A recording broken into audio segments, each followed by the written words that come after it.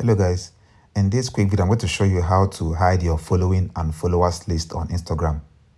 This is how to do it. Open your Instagram app, click on your profile at the bottom right corner. Now click on the three lines at the top right corner. You have to look for where it says account privacy. Click on it. For now, Instagram don't have a button where you can hide your followers and following list. But what you can do is to turn on private account. When you turn that on, only people who you approved can see your followers and following list. So this is what you can do for now to turn on private account. This way, people on Instagram can't see your following or followers list unless they click follow and you approve. That's when they are going to see your following and followers list. I hope this video helps you. That's all for this video. See you guys in the next one.